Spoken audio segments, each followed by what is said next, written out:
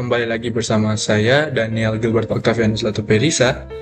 Pada bab sebelumnya, yaitu bab 6, sudah dijelaskan mengenai jaringan komputer dan internet oleh Dea.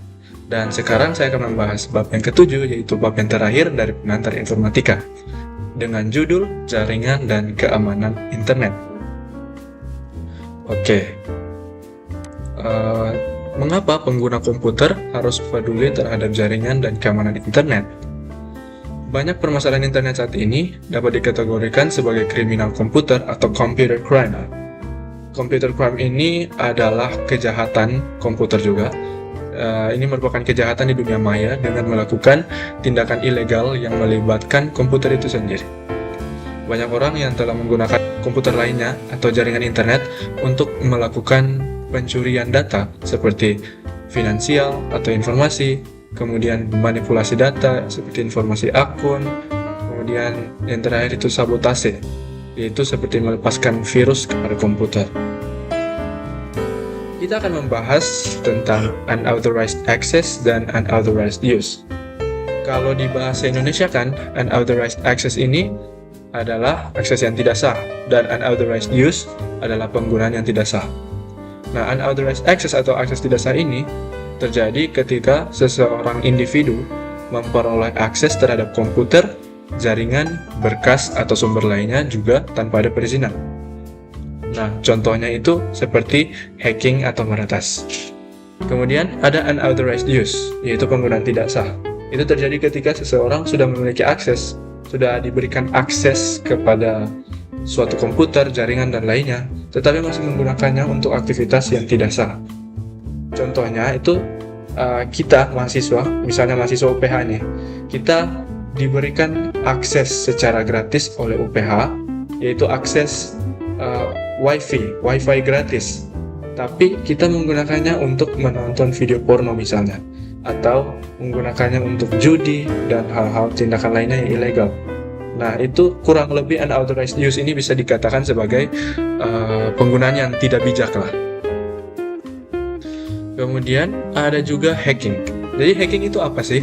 Hacking itu adalah perbuatan menerobos, menginterupsi suatu jaringan internet. Biasanya motivasi hacking itu untuk mencuri data, memalsukan, terus mengsabotase sistem, dan banyak lagi tindakan ilegal yang dilakukan. Sekarang, peretas sudah mempunyai akses untuk hacking via internet atau nirkabel. Nah, mengapa dia memilih menggunakan nirkabel? Karena zaman sekarang orang-orang sudah menggunakan komputer yang nirkabel, dan komputer yang berkabel juga akan lebih sulit untuk diretas daripada komputer yang nirkabel atau tidak berkabel. Nah, hacking sendiri ini punya sisi baik, sisi buruk, yang tidak sah dan yang sah. Nah, yang tidak sah ini dia dilakukan oleh orang yang memiliki akses terhadap komputer atau jaringan lainnya, baik secara fisik maupun via internet atau jaringan. Maksudnya apa secara fisik? Kita ambil contoh, misalnya WhatsApp cloning. Misalnya kita memiliki dua HP. Nah, HP yang satu digunakan untuk menghacking HP yang kedua. Misalnya menggunakan WhatsApp clone. HP kedua memiliki WhatsApp, HP yang pertama digunakan untuk memperoleh WhatsApp dari HP kedua menggunakan WhatsApp clone dengan meng-scan barcode dari HP kedua, sehingga HP pertama akan memperoleh WhatsApp dari HP kedua. Itu merupakan tindakan hacking secara fisik karena melibatkan langsung HP-nya. Nah, kalau melalui via internet atau jaringan, itu seperti zaman sekarang yang kita ketahui, hacker atau peretas akan mencuri data ketika data kita dikirim lewat jaringan internet gitu. Kemudian ada juga hacking pada yang sisi sahnya. Nah, itu dilakukan oleh satu perusahaan dengan mempekerjakan hacker profesional sehingga mampu untuk mengetes tingkat keamanan dari suatu sistem. Jadi, hacking itu tidak selamanya buruk. Dia akan mempekerjakan hacker profesional sehingga kemampuannya itu digunakan supaya mengetes tingkat keamanan dari suatu sistem. Ada yang namanya war driving dan wifi piggybacking. While driving ini apa? Itu ketika kita berkendara dengan kendaraan dan menggunakan komputer, kemudian kita mencari wifi yang tidak dilindungi oleh kata sandi, sehingga kita menyambungkan dengan wifi tersebut. Jadi ketika kita sedang berkendara dengan kendaraan, kita menemukan wifi yang tidak dilindungi dengan kata sandi dan menghubungkan dengan wifi tersebut, itu merupakan tindakan ilegal. Sama halnya juga dengan wifi piggybacking, yaitu kita mencari jaringan yang tidak dilindungi sandi, tetapi pada tempat peretas tersebut berada saat ini. Misalnya dia berada di kantor, atau dia mencuri wifi tetangga, dia mencuri hotspot orang lain, itu merupakan tindakan ilegal. Kedua ini merupakan tindakan ilegal. Mengapa? Karena ada hukum dari negara-negara tertentu yang melarang bahwa pencurian wifi itu ilegal. Nah, jadi prinsip mereka itu, ketika suatu wifi memiliki kata sandi, maka wifi tersebut tidak digunakan untuk umum. Jadi ketika kita mencuri wifi tersebut, ketika kita menerobos wifi tersebut, menghack wifi tersebut, maka itu adalah tindakan ilegal. Kemudian kita akan mengenal apa itu interception of communications. Nah, ini adalah contoh kasus dari unauthorized access, yaitu interception communication, di mana hacker ini dapat mengakses data, pesan, file, dan lain-lain tepat sesudah pesan dikirim lewat jaringan internet. Jadi ketika kita mengirim data tersebut akan melewati jaringan internet. Nah, ketika melewati jaringan internet, ada hacker yang dia sudah siap-siap memblokir jalan tersebut, sehingga data yang dikirim tidak akan berhasil lewat sampai ke tempat kita kirim. Jadi, hacker tersebut akan mengambil dan mencuri data tersebut untuk melakukan pemalsuan dan mungkin mencuri informasi kita. Kemudian ada juga firewalls, encryption, dan virtual private networks. Ini adalah bagaimana perlindungan kita dari unauthorized access. Nah, firewall ini merupakan sistem keamanan yang pada dasarnya menciptakan penghalang atau barrier antara komputer atau jaringan dengan internet. Hal ini dilakukan dengan tujuan supaya melindungi kita dari pihak yang tidak berwenang atau unauthorized access. Kemudian ada pun encryption. Encryption merupakan jalan sementara untuk mengubah data menjadi suatu bentuk yang disebut sebagai cipher, di mana sulit untuk dibaca, bahkan tidak bisa dibaca sampai bentuknya menjadi decrypted atau tidak teracak lagi atau unscrambled, sehingga melindungi data kita dari akses yang tidak sah. Maksudnya apa? Contohnya kita membuat password menggunakan namaku, Daniel. Huruf D akan diacak, pokoknya passwordnya akan diacak. Jadi misalnya huruf D akan diacak menjadi huruf E, atau huruf A diacak menjadi huruf B, N diacak menjadi huruf O, E diacak menjadi huruf F, dan mungkin setiap hurufnya akan diacak menjadi satu huruf di depan huruf tersebut.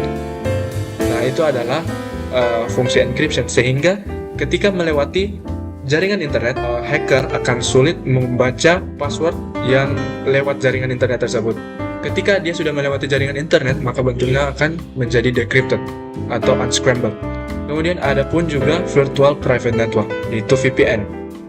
Virtual private network itu menyediakan keamanan privasi dari pengguna komputer melalui internet dan sampai ke destinasi, dan banyak digunakan oleh karyawan jarak jauh untuk memberikan keamanan akses pada jaringan perusahaan. Nah, VPN ini menggunakan enkripsi dan mekanisme keamanan lainnya untuk memastikan bahwa hanya pengguna yang berwenang yang dapat mengakses jaringan tersebut, dan data nantinya tidak akan bisa dicegat selama transit. Maksudnya apa? Jadi, jaringan internet itu kan tidak aman. Anggaplah kayak kita di jalan terbuka, tapi kalau pakai virtual private network, kita kayak naik kereta tapi masuk dalam terowongan. Jadi, ada perlindungan dan privasi gitu, sehingga dia melindungi kita ketika datanya ditransitkan dari kita ke tempat tujuan, itu akan aman dan terlindungi dari unauthorized access. Kemudian ada pun pencegahan unauthorized access dan unauthorized use, yaitu yang pertama, access control systems. Itu digunakan untuk mengidentifikasi sistem dan memverifikasi bahwa kita adalah pengguna yang sah. Jadi dia bisa tahu siapa yang menggunakan perangkat dengan cara memverifikasi pengguna tersebut. Yang kedua ada biometric access system. yaitu dia mengenali individu dari karakteristik biologis yang unik. Misalnya ketika kita mau buka HP, kita akan menggunakan sidik jari, atau mungkin menggunakan wajah, biometrik wajah, atau iris mata, telapak tangan, dan lain-lain. Kemudian yang ketiga ada Possessed Knowledge Authentication, yaitu dia mengharuskan individu untuk meminta informasi yang hanya diketahui oleh pengguna yang berwenang, misalnya password. Nah, maksudnya orang yang menciptakan password yang akan tahu passwordnya apa. Nah, jadi dia mengharuskan individu lain untuk menanyakan password kepada kita supaya dia bisa mengetahui password tersebut, mengharuskan individu untuk meminta informasi yang hanya diketahui oleh pengguna yang berwenang. Kemudian ada juga Possessed Object Access, yaitu digunakan untuk mengontrol akses, fasilitas, dan sistem komputer tetapi menggunakan barang fisik, misalnya adalah smart card. Nah, kita ambil contoh, misalnya mahasiswa UPH akan memiliki smart card yang digunakan untuk mengakses fasilitas-fasilitas yang tersedia. Misalnya, kita ketika masuk library akan menggunakan smart card. Ketika lampunya sudah warna hijau, ketika ditempelkan dan lampunya warna hijau, maka kita diperbolehkan masuk. Pintunya akan terbuka dari kuncinya. Gitu. Kemudian, adapun sabotase komputer. Sabotase komputer adalah tindakan kejahatan yang menghancurkan komputer atau sumber dari komputer tersebut. Hal ini merupakan computer crime hari-hari ini. Sabotase komputer bisa berupa beberapa bentuk, seperti dia meluncurkan virus kepada komputer, mengganti konten dari suatu website, atau mengganti data yang tersimpan dari komputer. Selanjutnya, ada pun alat-alat sabotase komputer, yaitu botnets. Botnets itu apa? Itu adalah sekelompok bot yang dikendalikan oleh seseorang, dan bot-bot tersebut akan bekerja sama secara terkoordinasi. Nah, bot-bot yang mengendalikan komputer ini juga disebut dengan zombie komputer. Kalau kita nonton film, zombie itu akan menginfeksi manusia dan membuat manusia berada di luar kendali. Nah, sama seperti botnets ini, dia akan menginfeksi komputer dan komputer akan berada di luar kendali kita. Yang kedua adalah virus komputer dan malware lainnya. Malware, kepanjangan itu adalah malfunction software. Program malware sengaja dibuat untuk melakukan tindakan menghancurkan, seperti merusak program, menghapus berkas-berkas, atau memperlambat kinerja komputer. Nah, kita masuk pada penjelasan dari virus komputer dan malware lainnya, yaitu yang pertama virus komputer. Itu adalah perangkat lunak yang diinstal oleh pengguna komputer tanpa sepengetahuan dan tanpa izin pengguna. Nah, virus komputer ini didesain untuk mengganti jalannya komputer bekerja. Virus komputer dapat bereplikasi dan menginfeksi setiap media baru yang mempunyai akses. Kemudian ada juga cacing komputer. Ini merupakan Kemudian ada juga cacing komputer atau computer worms. Dia mirip seperti virus komputer, tetapi dia tidak bereplikasi dengan cara menginfeksi file. Dia bereplikasi dengan membuat salinan dari kode dan mengirimkan salinan tersebut ke komputer lain lewat suatu jaringan. Kemudian yang terakhir ada Trojan Horse. Itu adalah malware yang menyamar menjadi sesuatu yang lain dan biasanya berupa suatu program aplikasi, misalnya game. Nah, suatu saat ketika game itu di-download, maka Trojan Horse akan menginfeksi komputer. Yang terakhir adalah pencegahan sabotase komputer, yaitu software security, yang biasanya kita temui di laptop kita sehari-hari atau mungkin di HP dan lain-lain. Security software biasanya meliputi berbagai fitur keamanan seperti firewall, pencegahan spyware dan bots, dan pencegahan terhadap penipuan. Salah satu komponen yang paling penting adalah software antivirus yang melindungi komputer dari virus jenis-jenis malware. Software antivirus ini membantu mencegah supaya malware tidak terinstall di perangkat kita. Nah, kira-kira begitu penjelasan dari saya. Terima kasih.